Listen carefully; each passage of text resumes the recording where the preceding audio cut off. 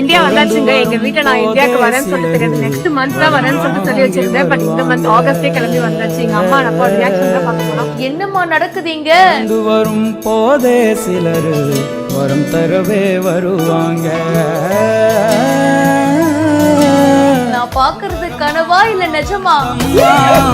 வாஞ்சையுள்ள தங்கம்மா சித்தரும்ப நசுக்காத ஸ்வீட்டான சர்ப்ரைஸ்னா இதுதானோ? மறுபிறவி உண்டுன்னா எனக்கு என்ன வேணும்? காத்தடிச்சா மகளுக்கு காவலுக்கு நிப்பாரு, காத்தடிச்சா சூரியன கைய செய்ய பாப்பாரு. மகமட்டும் மகமட்டும்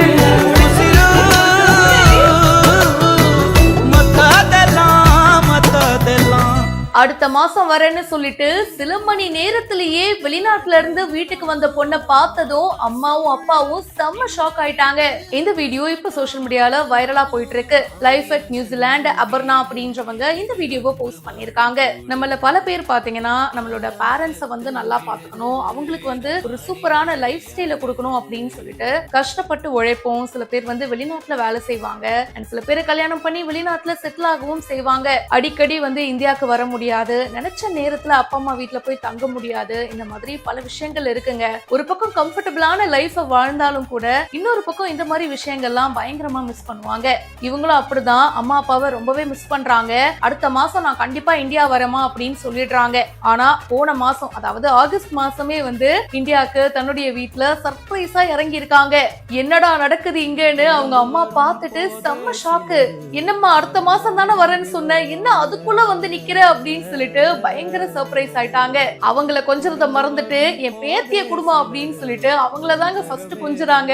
அதுக்கப்புறமா கொஞ்ச நேரம் கழிச்சு அவங்களோட அப்பாவும் வராரு. எப்பமா வந்து சொல்லவே இல்லை அப்படின்னு கேட்கும் போது இது சர்ப்ரைஸ் பா, சொல்லாம தான் வரணும், நாங்க காலையிலேயே வந்துட்டோம், உங்களுக்காக தான் வெயிட்டிங் அப்படின்னு ஷேர் பண்ணிருக்காங்க.